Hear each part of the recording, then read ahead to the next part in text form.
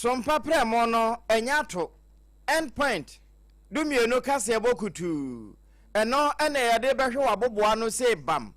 yade free SOMPA 106.5 FM enkran Watermelon Street no so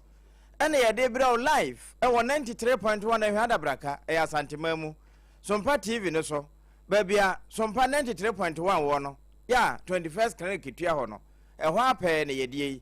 ayiko 100.9 swasum wode ma asante micro na France abrochimamu adamfopa radio wode ma adesha wo mo pari mountain so 101.1 SOMPA takwa live 103.3 takra de SOMPA wabie diatum 98.9 ayo SOMPA sunwane alaji be kwa na abro sanum wobi ahafofo nyina wo motifiri ho sabre kro na mani masase paso 101.3 doma SOMPA ena doma FM 100.7 aja wusu be man ne dom nso wo moje apete amakodi wafo nyina wo mate esomfa so abusua wo ya ye kan no wo bono na po FM 106.1 FM tachima de no systematic press mo press ena 90.7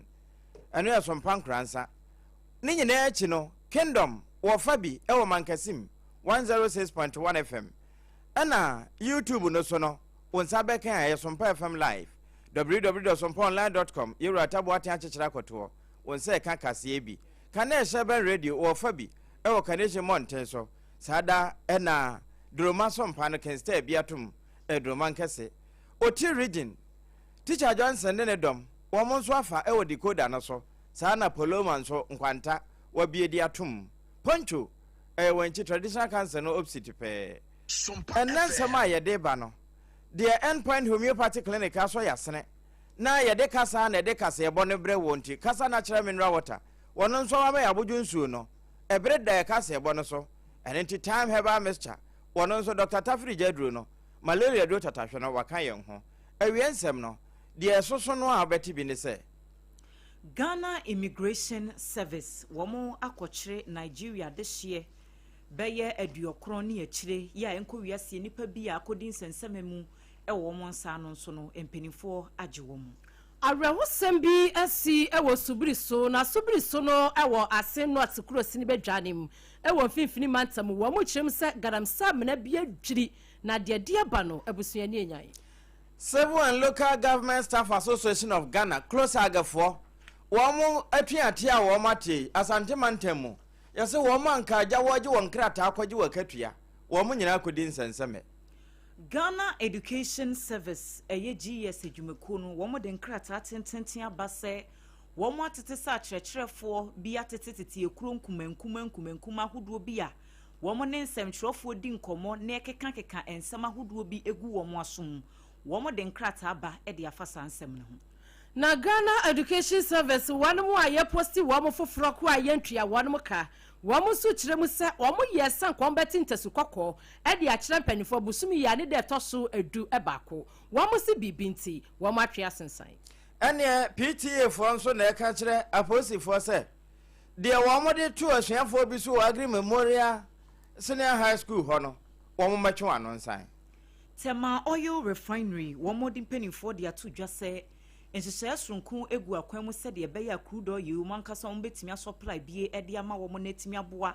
ene barrels no anye bi kura no 45,000 ena wo betimi ahye a supply de bia eno no betimi aboa ama to dwumedie no akonkan IGP Tata Christian Yohono wakasa chemu dientia wase ne mrante no emfiri mu ewo Northern Region ho amane no wachiremu ne farebai enkrantema moto we bia na wo moto mu ekofa madina afa ho no empanimfo bieye relief be what awie ye de munsamoba Kane Mampeni John Ajekum Kofo akasa se ebeyanka aban separation of powers a yedidi dwuma ewo mai emu no wo muntumi hyemu kinasa de ebeya wo mo mai mrahye bedwam ni wo mo a wo mo hwe emraso obi adwuma wo ye no wo behwe no watena no waye niye na etimi aboa Kentampon South emrahye bedwani eye Mami Felicia ejei wakasamu awo emrahye bedwam wasedi ye fra no gender equality no empanifo mamu said ye beya bibia betimi akoyi na wo mo bai mu ena teenage pregnancy nso kosoro na Mansia South wo mo keka moto nkwanhia ni teenage pregnancy eku won wo ho abusua ye wi ebe kwa amanone na what say Russia man penny Vladimir Putin waka asem bi say wi ase nyina ntwen na ne ebai ewo yende awie wakenkamfo no triple way man ajapi APAM DADAA mene megana women ADWOA ASARE and ABENA ADEPA Kofi.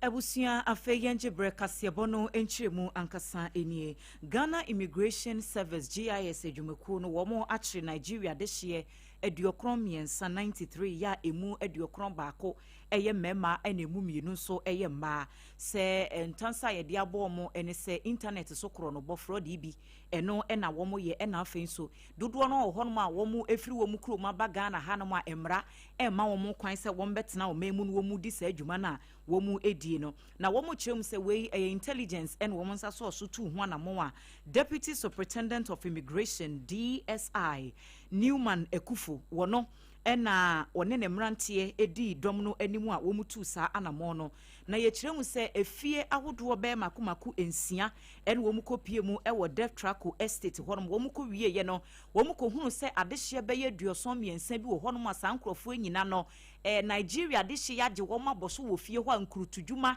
emponkodwuma ne ye de wo mo eye ena afeso ani ya yade a ye de wo mo efam no enyasem kuma bambofo agisa nipa duoson miensa na sesia de bebia wo mu nyina ewo no papa bi ene wo mo ye enti Controller General ya oda immigration ano se wo fasa akonya we so abokoko se wo ye oman afoforo bi so dehye na bepie mu wo Ghana ha hye se emra ya ebo oman ne ho brampenifo de egu akwam no wo behwe na waye so adwuma enye saade a emra no so mu ani ubedi pa ena wo mo so a wo mo ti krom ha no ma fraud ho adwuma no wo mo ye no wei eye warning kese e de masa ankrofo nyina se wo mo nyina yie na bambofo eba e de ama wo mo na wo mo se sa ankrofo ya ya kire wo mo nyina no hwehwe mu da so ekoso ebre se fatamu no ba bi esese mra no eda no wo mbehwe na wo mo e de ato ho no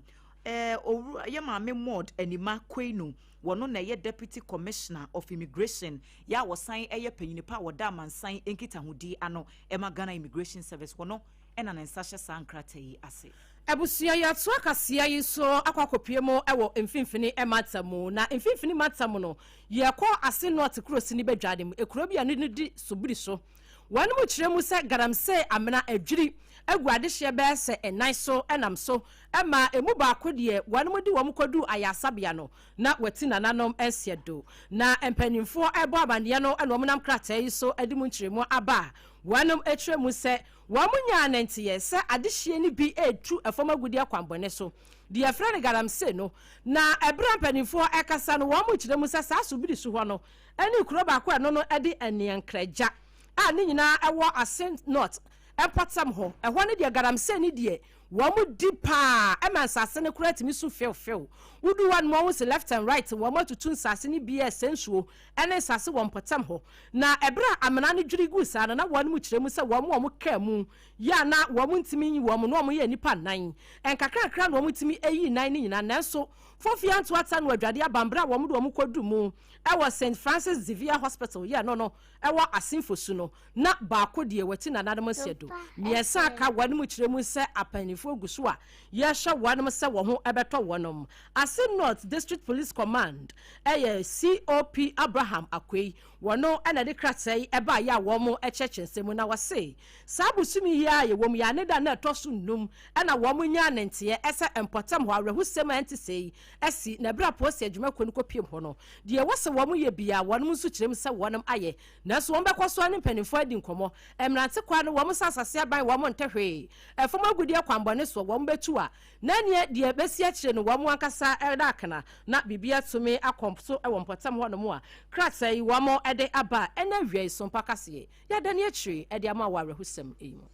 eno eye endpoint homeopathy awia du mienu kase ebo SOMPA fie de no eno ne yeguso a yede ma TV no so Facebook ne ba bia YouTube ka ho ene decoder no so a wote yenka ede firi no abusuan yewram ewo Civil and Local Government Staff Association of Ghana wonom ne yetwa wontia efre wo mo close agefo no eba assembly ahodo dwumadie controller accountant general ho nyina wo mo di dwuma ho na timamufo bi a wasante mantamu na echese efiri sa wo mo ka sa wo mo te atua de firi enura de be no wo mo a wakatu asem ehon krata asem nya nwiye saafo no wo mano sa tie nie nanso ni nyina hwan na wo mo koka wo masama kire no de wo de be fa no sokora no enya de a wo ba office ne entu ura client office a obi a nkwadwuma na eno na saafo no bi ni ba bedu edi nkomo se ade we de sabio na wo mu nim se bi ebe ha adwene ebe ha wa assembly ho nko nanso saa de ne de no ni dwumadie fa public ho nyina no civil service ni nyina no e ka won wo de yentie de adwumafo bi de tudwa na bosomi nso kwa go do on the 15th ya close pay slips yes ab next month no salary nye emma nka we ba be survey program na ba na office ni esi atum o ma close a ha kwa ni ko accountant controller office where is here on ko striking so anti misa as striking da be no reason so ntimi che don go reason zezi ni da on ti ma akatua nye sure se bia is about rabbit maka no enable ma say as engineers me ba na be ye service me ba na be but my inform obia bia n say na me ne ye ba be ye verification where edi nipan o ma etua ne ma meka amene yare ebu edade me verification ye ma controller tua ne ka me say be o ma tutum say ni me be ne say me fra kra ya me ne o mo kasa say na si okuma say di minim sa kra for so cost strike say den wakante sade ade na ye ne de ba bia enti wo mo e wokuma ase adwumafo ajanka obeya amanfo akatua ho nsem no a wo mo ye adwuma o controller and accountant general bi na wo mo e ka hawa de aba na adwumafo nso ankaja wo mo kɔ akwaje esom no bie no wo mo nso ne alesredu edi nkomo titru wo no ma wo asokwa municipal baba sendef registry me ba ya me ba birth certificate na me ba beje me ba ya no soso wo mo se wo mo amadwuma se ba sa na ye wo haw because wo ba fa ka free ba bi a wo be jare wadwuma wo ye e na waba wo ba ye no me ba ye wo mo amadwuma maboka mase me bre e na me de ba birth and death wa nka me ba gi certificate ni esa ye wo haw a yenya ye ba abaye adwuma wo ho no so na se ye ba gi ye papers na ade no nso so ye wo haw ma ye na wo mo ade hia de o mo hia no onye ma wo no satisfy wo mo kama wo mo so be hwe so aye adwuma no na we go so am di so am by na say medical e bi fofora anka ebetimi aboa no e ba ya mo so mo strike ati ade no ba ya say me ba betra tra wo mo strike me sanka me sako the next day masasa afaka asaba ori mo aka nti sane mo ina de ba bua pa nsanka se ka region bia etimi print no bi enti wo mo aye adwuma no adwumafo ni bi su ana won mo nso akwaje adwuma na firi adwumafo nsem won mo nso etiemu we asantemamu ba bedu ni alesredu de wo mo to ede firi ho ebre yen ene no yenra ehumasua ensemu na Ghana Education Service AGS adwumako no wo mo de nkrata bi apie dwase wo mo atete na nsemu nsama hodo bi a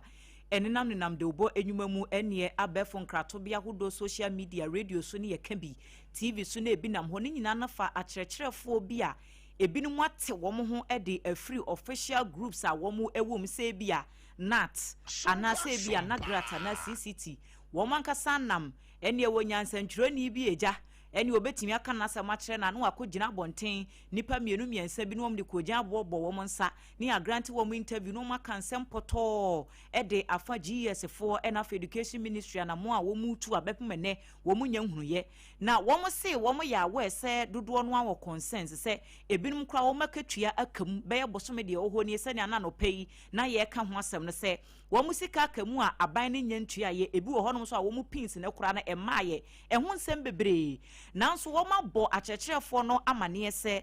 wo haw bi a ye wo appropriate measures ananhye ye wo ho no mo a esese wudi so won sore keke na wuntu anamo bi enu nti na se school bi a woda no wo regional director ana district director ansa na aba regional ho no mo kura school management kura wo ho no mo ansa na kwakodu district aba regional ansa na ko national ana headquarters nso wo ho no ma bon sa chechefo mienu miensa num edu no ma ka omo abo no ma bedu national headquarters ho no ma be ye dede ye niema hodo bi asebe wo mu hunu se entwaye enti nkrata ye a wo mode abe wo mo se wo mpese wo ka cha chechefo nyina ne se consensus bi a mo wo no mo famfa mo mpanimfo no eso se de be ya wo mbe ma mpanimfo a ewo atenae ho no so no wo mate no ma hunu kwan a wo mode befa so enye se de ekoso no so GSFo hunu ye wo mo se wo mahunu na nsese bebregu akwan mu a wo mo ye se de be ya wo bia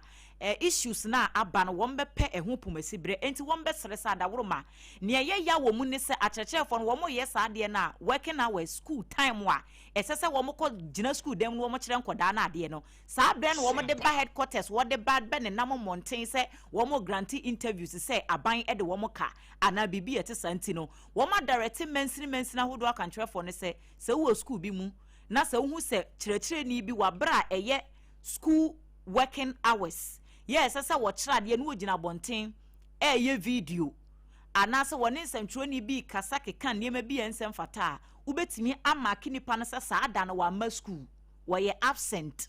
enti wo mo se san hye ne mpanimfo eye mensina hodo no ene regional fund directors no wo mo fanya adwuma se de be ya saade ewe no wo betimi enforce ne ye ne kurakura emu no wo mo se achechirefo adwuma na wo mo ye no eye adwuma nidie wo ho enti won besre passe nidie na ewo ho no wo mo nkoso amane nwa adwuma no ho consensus bi a wo ho no GSFo behwe na wo ma ye ho adwuma enkrata ye a eba ye yi Munawaru Ishahak PhD doctor no wono ena ye panyina wo hwe kire se deputy director general nensa ena ehye saa enkrata yi ase Abusuya yada switchemu awo abanya dwumaku a wo mo ehye enwomahia ho nsem so Ghana Education Service wo mo krata bako edamanim na we a collation of unpaid newly posted staffs a wonom ewo Ghana Education Service mu wo mo panifo na de krata bay wo mo se esanse wo mo akatua ho nsensem ene afei agro a aban na ni wanum di akwaya kotomame sabi mefa ba enhwa oba bi eya agoboni nti ya wo mo nsoso so no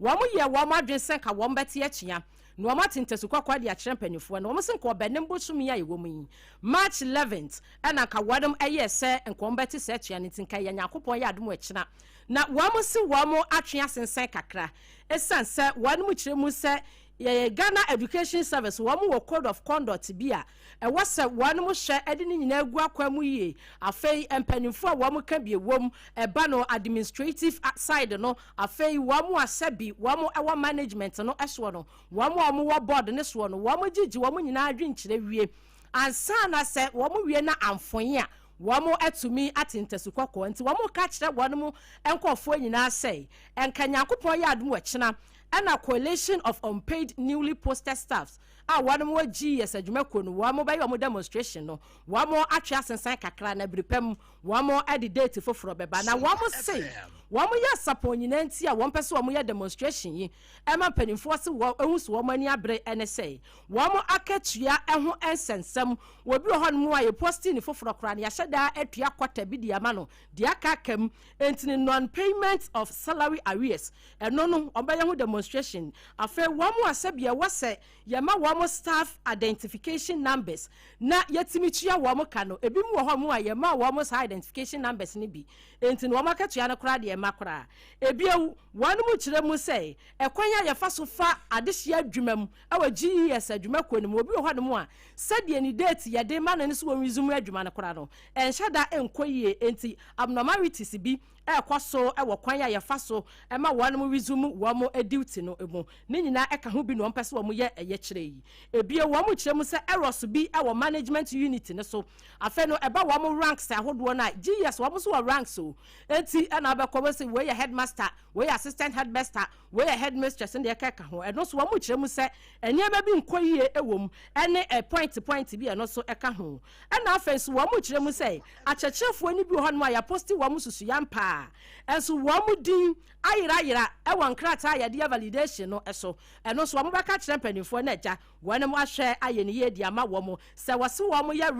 validation a wanam aye ni nyina ede aka ho ebie wamo a wamo so enya staff identification card ni bie no wo mo di ama wo mo susua mpanso number bi ani so na number ani so no besi dai ani yatumi a check a validate ni atua aka ni nyina eka ho na ne krakra mu no wo mo se akyerɛkyerɛfo a sabi wo mo atimi aye adwuma kakra wo bi wakodu headmaster wo bi wakodu headmistress no wo mo so kra de sabi wo mo asem ya ye mobo ni nyina eka ho bi enti no collection of unpaid newly posted staffs e wa GS adwuma ko no wo mo kyerɛ mu se wo mo hawi eya maako nkron and wo mo pesa wo mo te ho ntasu kokoi enti nyankopon ya adom akina na enya maso na mom date foforo ebeba wo mo gi adwenkyerɛ ni nyina na krata yi eba ye empanimfo 9 e na wo nam ensa hyase owura Simon Kofi Nate aya convener e de ma newly posted teachers College of Education ono nensa hyase bi e na owura Paul owura Enoch Paul Atievo wono so aya newly posted teacher College of Education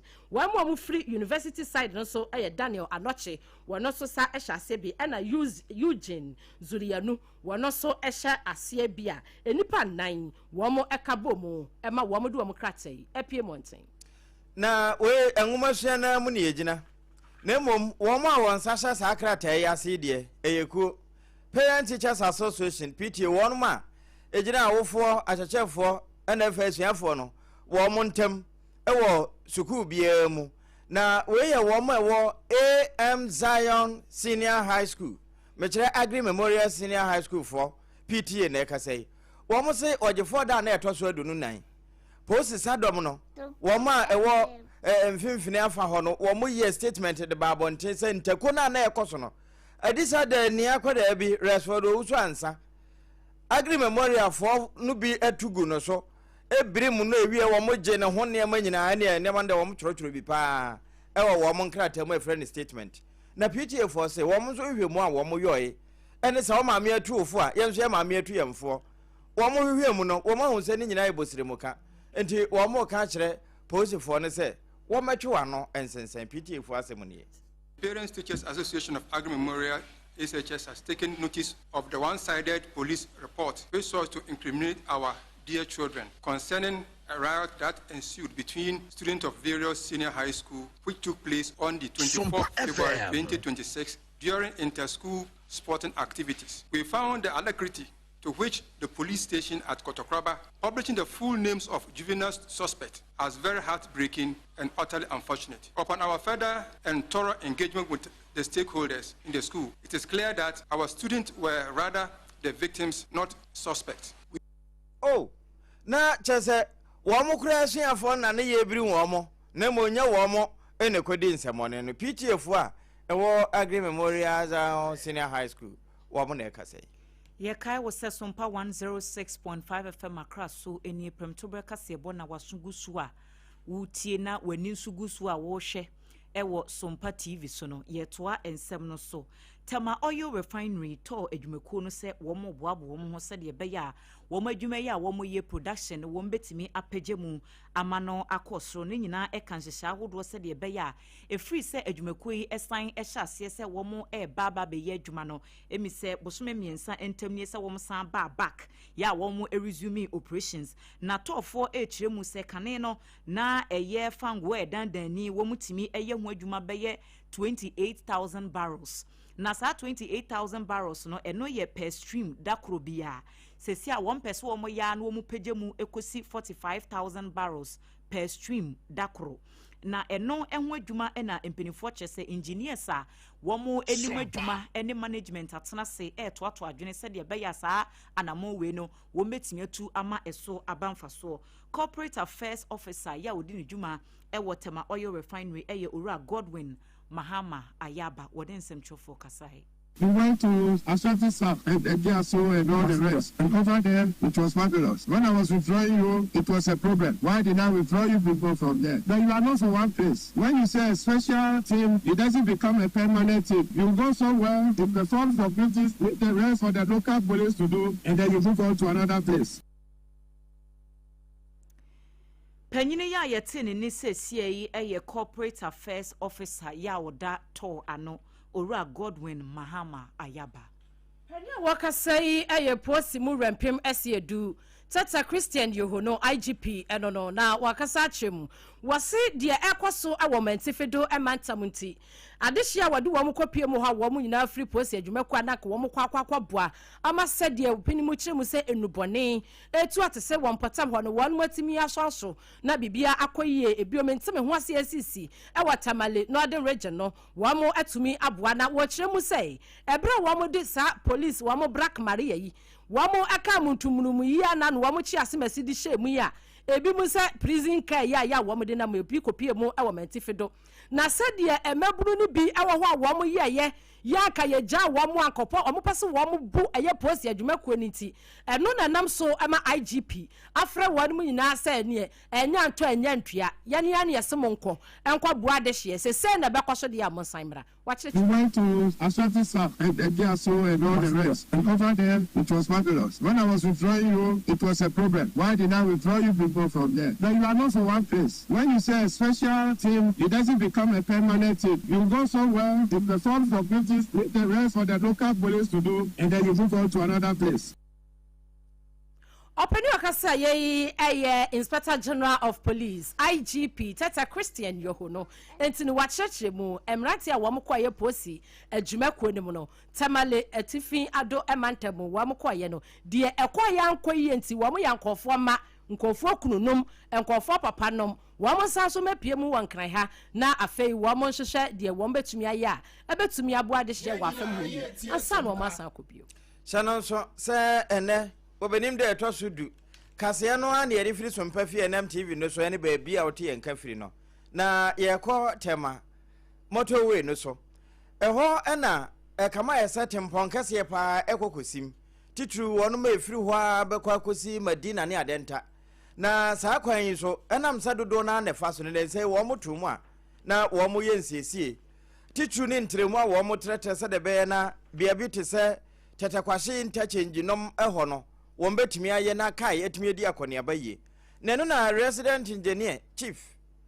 yewra kwabena bempon wonya adaje ne nsentwerofo edidi nkomo no wo kire bia wo mu bia tum mfaso ede beba ne wo mu tum no hawa ede bratimamufo I feel necessary evil that we have to endure. But then, like I've already mentioned, we recognize it and we apologize to the travel service. Unfortunately, this is something that has to be done because if we don't do it now, we won't be able to complete the project in schedule. So, like I was saying, yes, on a normal day, we have challenges. But now that we have this work ongoing, we need to find alternative routes to use so that we reduce the impact of the destruction. But we can do that on the M4 especially and also on the M1. Wano ene chief resident engineer edema adwuma na wo moye ewo tema motorway no so no engineer kwabena bempon ene ne sompanse ntwerofo edi nkomoyi ye twaso ewo ensemfofro mu kane mampani His Excellency John Ajekum Kofo en wode atu dwase se wo man Ghana bewie dru se separation of powers ya ye kyerese ye de ye adwuma ewo mai emu no ye betimi abiebie niamani so niama adwuma ni mu ada ho na ne se emrasebedwafo ye wo madwuma a wo mo ye wo madwuma eye mampani atena ye honom so ye executive no wo mo ye wo madwuma no wo mo so ye wo mo de na afei wo mo temra na se ni mu mra no judiciary for no wo mo so aye wo madwuma no so hwe 1992 constitution edidi dwuma ewo mai emu a wo mo se eka separation of powers ho asem de na mu no enhye da embiebie eniamani so enko mfinfin sede nka esese eye no enti ye kasa ye obi ye mrase bedwani eno no eye legislature for no enso sa nipa kro na wo ye MP no wo san ye minister ya minister adwuma no eka executive for de ne ho enti ye ba ne sa no ana ase baako etosin sansa wo ye MP ya wo ye minister yi se bia mrase bedwa na se na official duty bi so wa ban mu a esese sa asoafo kro no a ena efri mrase bedwa mu ho no ekosa official duty na wo ye minister enti enye den ya wo beko na chese emrase bedwuma adwuma no ehon so utosin saa so na bia obi ye minister no osan ye MP na bia esese emrase bedwum ho no wo mu di nkomo bia hu odin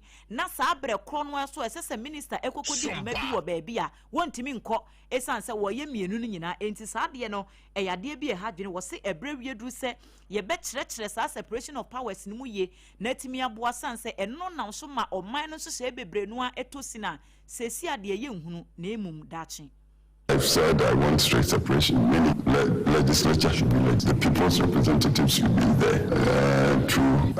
control the budget, the purse of the state. Executive should seek authorization from the legislature to make the budget to run the government. And then the executive should be held accountable. First is through the legislature because the executive will formulate the policies and then seek approval of the people through the legislature, as well as in addition to the budget, as well as of now, the vetting of ministers and appointees of, say, the president. The vetting is done through the legislature, but because of the multi-party system that the Constitution provides, and because the legislative committees are constituted except for one or two on basis of the relative strengths of the parties within the legislature. Ene ya yekoti esesie eye kanema mpeni His Excellency John Ajekum Kufuor.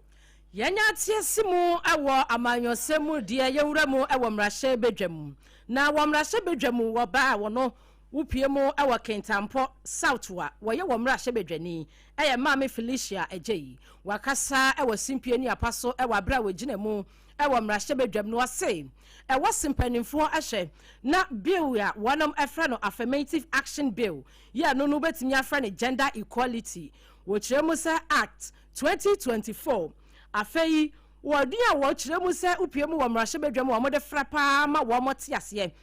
act 1121 wo kiremu se sa bill no ewo simpanimfo ehye na wo mo ehwehwemu yie na yetumi gitumu ntem na gia yaji atumu no wo se beboa mama eso ye kamera hye bedwam enkankan kamia ye se emema no doso dododo echema no enti sa bill sei no se empanimfo timi ehye ne yehye ne yie a ebetumi aboa ma mama so etimi aduru soro se de emema no etimi aduru no ewo abra na wo de sansemi etudwa ewo mera hye bedwam no na ye nsem kireni na na oponchecheku ewo ho. Around the world, many successful democracies use proportional representation as a fairer way to convert votes into seats. And various stakeholders have been examining gender equity and seeking ways to build a better, more inclusive system in which every citizen's voice valued. Under this system, if a political party wins 30% of national votes, it receives about 30% of the seats in parliament. This ensures that every vote counts and that even smaller parties and minority groups are represented. Countries such as South Africa, Namibia, Rwanda, and Senegal have adopted proportional representation to strengthen democracy and inclusion. Mr. Speaker, proportional representation fosters gender inclusion. In Rwanda, for instance, the proportional system has allowed women to hold over 60% of parliamentary seats. Enti no se ubepiemu wo mayi munso a etimi kwasa nke beye yie sanse made no frutabraba mansan nyina no ma no ene yen se de Nyankopon akora no ma ya da na koma so na nyasam koto a enti mpanimfo hye ne se gender balance no ebemu ewo amanyosemu afa abadwuma ku ahodo mu obetumi aboa enti sa affirmative action bill no panimfo enhwe ne ntam na bibia enkoso yie opani okasa ye eye Kentampo South emra hye bedwani Mame Felicia Ejei ene abusuya yenye film rasa badwafia yebekọ dokota eno saa no endpoint homeopathic clinic en American farm awie kase wono na aboy aboso a ye de somwo na uhu yen wo TV no so oti yen kan o radio stations ni nyina en information centers ahodo a wono mo nso afa bie se oyade no eye ntine ho yade brebo anasa no mu a fakọ endpoint o asantemo mu akokoro no mabo hia na moment nkra de shell signboard Spenters kwano so ehona Dr. Dubuatin Dr. Kwaten wa wo mu twa wo yare kwantenten no sutia e de amawo 0244 867-068 woma homa na wonro nso no yenton wa abonten joba womo aboboa no abusua yewura pomuden mu na amansia south ene yekọ sade apomuden hwemufo no womo boso se your health are concerned no eno ena pani kwankyerefo da pomuden ano ewo mansinum yewura ofosu kwabi na sase beboso se no kwasem ni mpotam ho ayaresa pa wo mpese wo mde matimamufo no ne ebu aprepa moto nkwanhia obetimi aka ne plane se nkwanhia hodo ese no hamu nchemu adu wotwe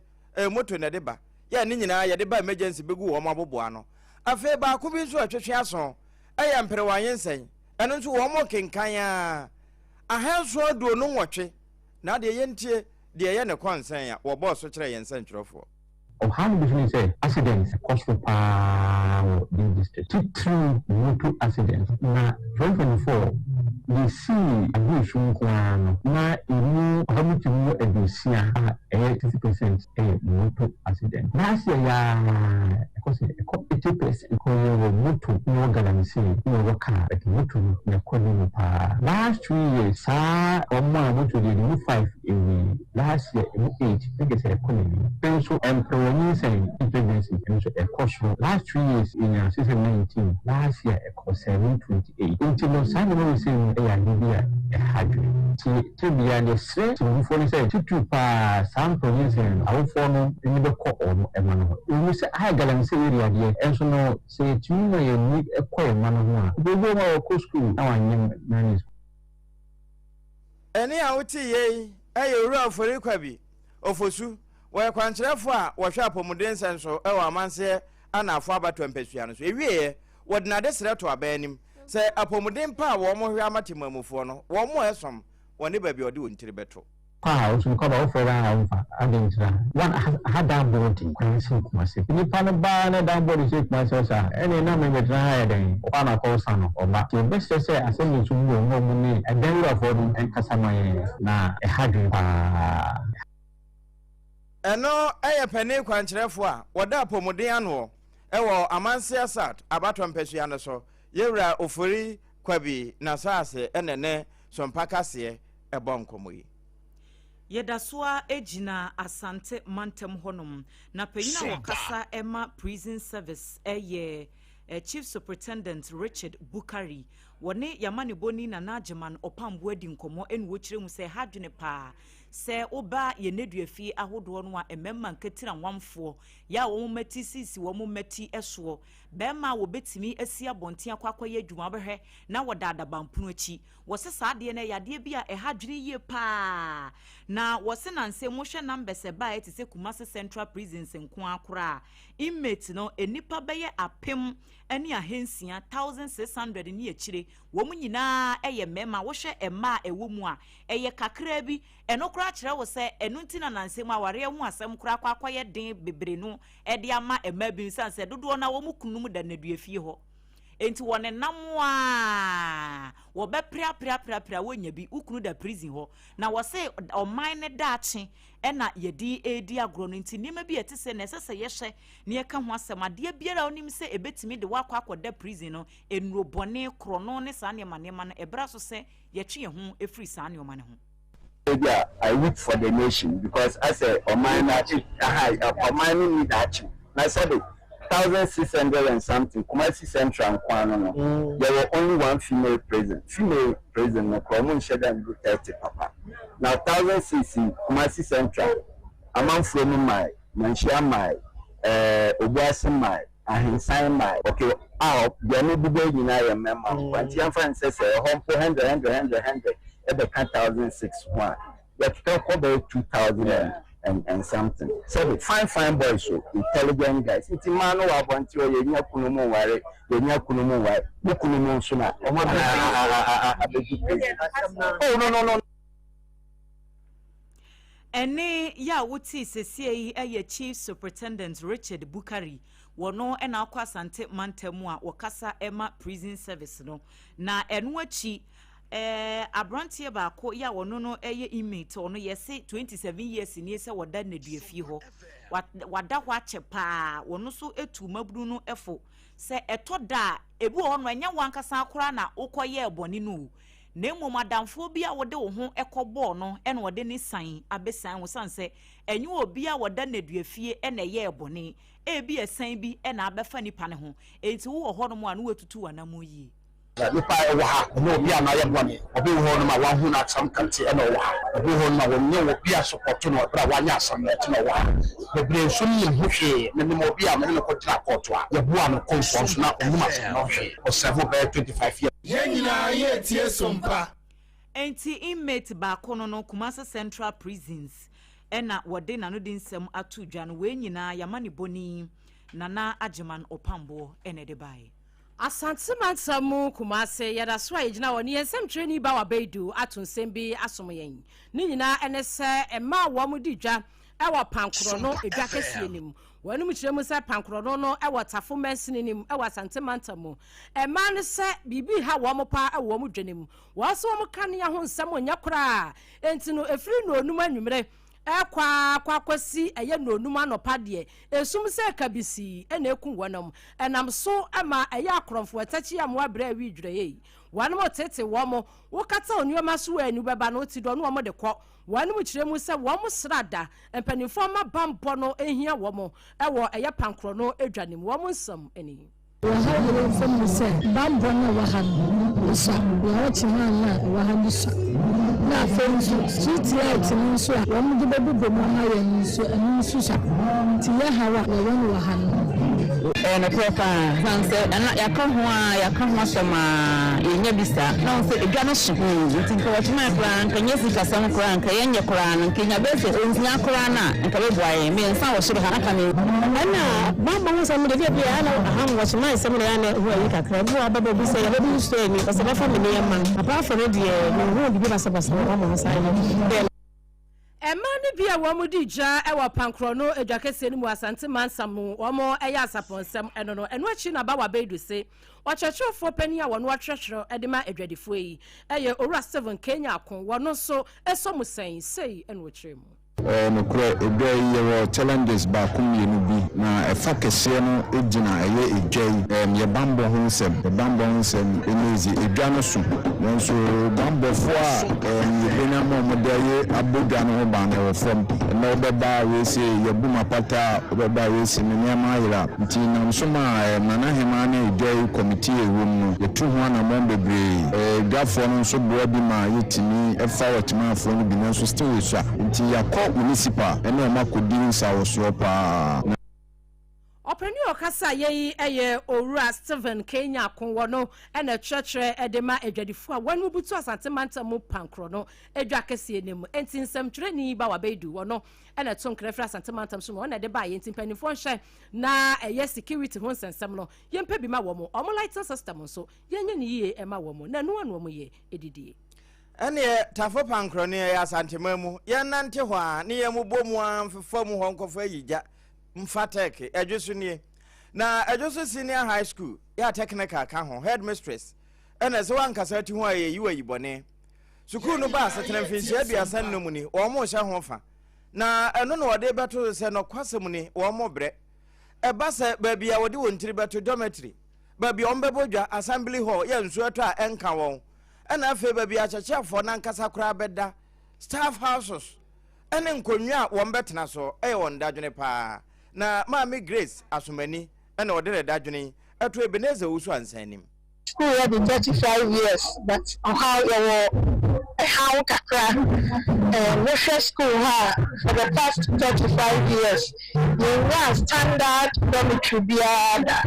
Russia boys dormitory, see now classrooms and we are converted around the dormitories. And a girls dormitory cry a near standard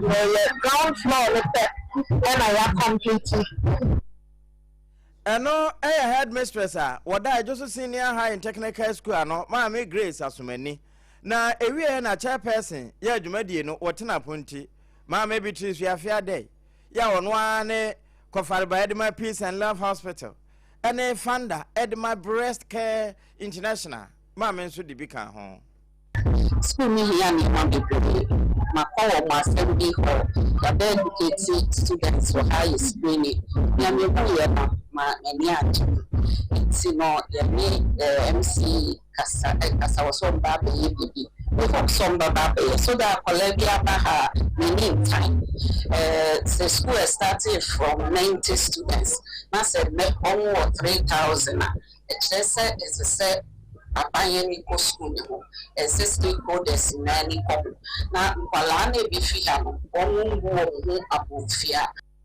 ewie ya na bankrachi pani o won potem ho honorable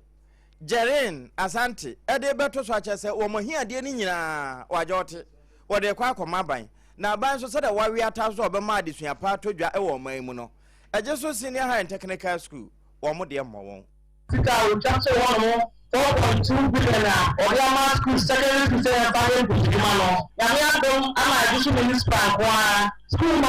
ko school ma 28 and I just want to say it's me in your film. I just want to tell you more Etienne, Yansa, Elfima, when I boy government, new government. And now, to tell Bangla, Moka was a residential, if you are not that so. Nearly a shot here, you. So I'm going to know why you are and you. It is everything Sama ne boy, Ebenezer Usu Ansa. Ana ejeso senior high and technical school wo mo 35th anniversary na se wo mo to mane no na de ma sompa yet waso mrase bedwani ya wogiremu edemo manfo wodoma central ononyamfo John Kwame Edujak en wode ato dwase wo behwe na maternity project bi a wo moye ewo tronan watimi ahye awie ni ntem se de beya pomden ho nsem ebetimi akoyi wode nsem we nyina to dwa wabra wo bo anamon kopie mu ewo chiefs compounder ewo honom kohwe se de renovations ahodo bi a wo mo eye ewo empotem ho nso ebetimi akonkan maybe self-help project there say obamua na we say crewman for na for be say abofra osu ti say dey no amanensa so a dem fa no enti we chire say crewman for ready say yanya adofofra yepe enti but we agree there or dey no nya dresa ye beba abefumu aboso plaster yenyima say ye ya kan ya say no a ye kan say kan bi nim be kan no ya kan as say ye 2026 budget ya Doma Central Mrase Bedwani ononyamfo John Kwame Edujak ena yete ne nkano enu achi Doma Central Mensin no kwankyerefo a woda apomuden ano Owura Daniel Konka wono so kan bi etoaso na no kure ne mpedebue no ya ye hwe a ye se ye pe asopiti wufura na se pe dan foforo so ya ma ye mfa ya ni enko dada na ho ntu ko hwe a ye na asopiti no bebu ho no ma no kure ni condition no enya de a efe enti enne se ye MP o ma ye no o sisi ayaresa bia ni bi ye ko antwirifo a mene ni nyina akọ ama no de asoso akọbọ fam ama ayaresa bia bed be bia ayarefo ye de o meto be 30 bed capacity o antwirifo wa hyase eya du length krampo me kan so sikasu su hia so on the social media ko bo ho ma eya 15 bed capacity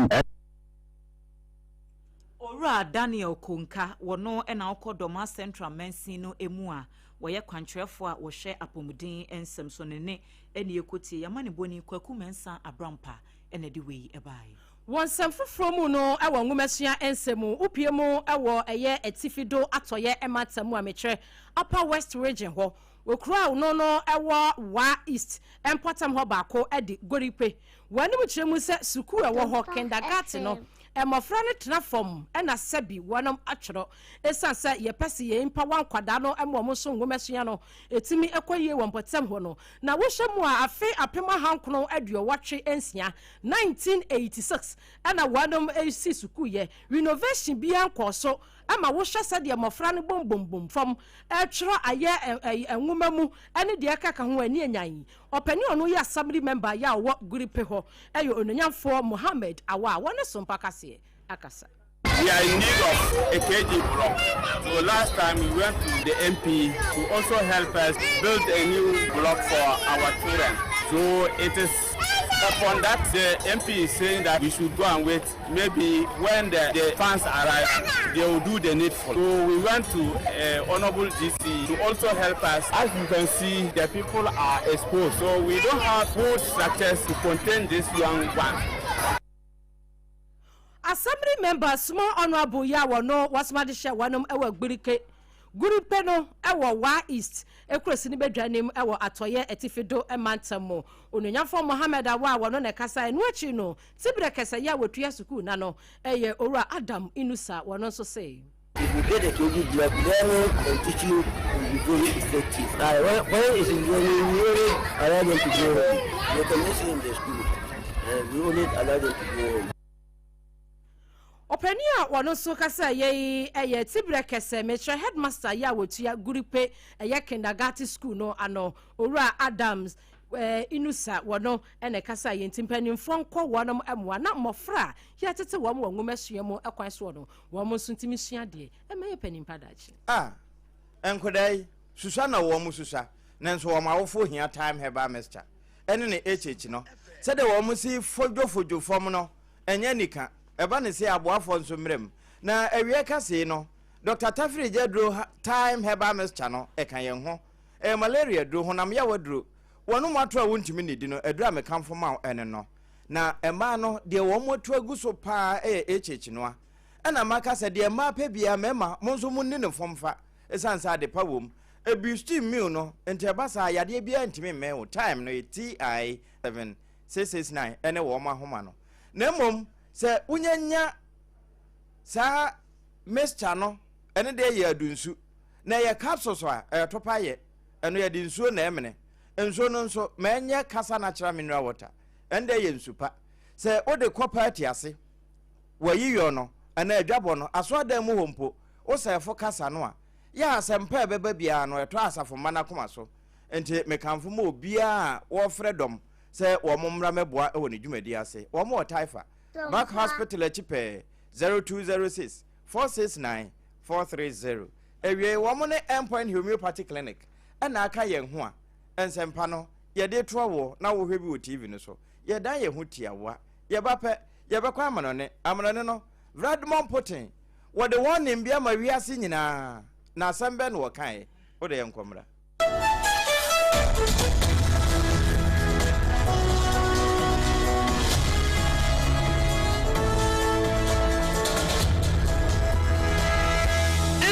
Homeopathic clinic Ghana had the obi enim sesa ye prostate na baby omutimi ye screening ema hu ni ye etu ase a na ye endpoint homeopathic clinic anase ye kidney ye liver problem wo fa baby e na ajejo na de fa ne premature ejaculation no a ba ma bi a wo ne wodofo akwakosia asa wo di ne ho agro asa wo tonte ene ye bra endpoint homeopathic clinic na ye moa wo ema ne mema mo pa wo ye endpoint homeopathic clinic wo mo da mufu a yare bia infections bi ne wo ho anase bia wo hye wo fa baby na ajejo kidney problem prostate there endpoint homeopathic clinic kuma se obehu endpoint homeopathic clinic e wo kronoma boy here e na akra hanso so there wo mu ginamu ankasa e wo spintes zebra friend share signboard no hudu na obusasa wo pe endpoint homeopathic clinic obia e be kire for endpoint e wo 0244867068 and 0274234321 endpoint homeopathic clinic wo mu da mufu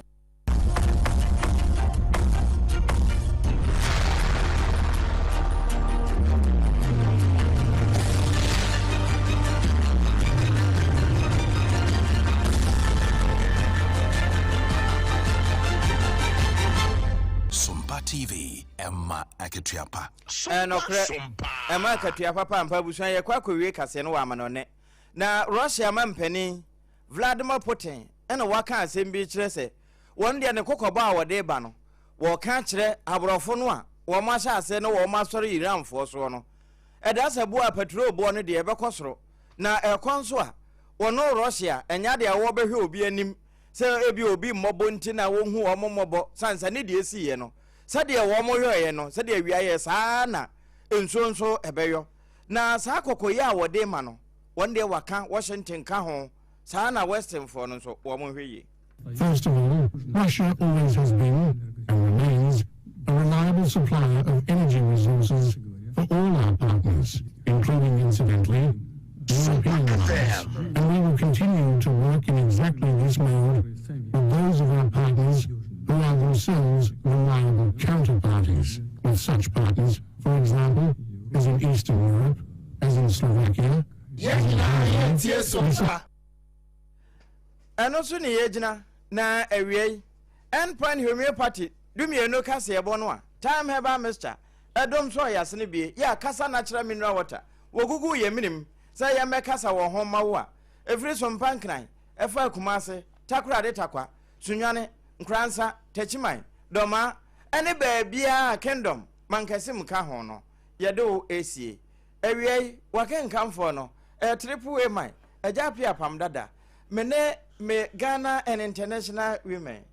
ADWOA ASARE and ABENA. ABENA ADEPA. SOMPA.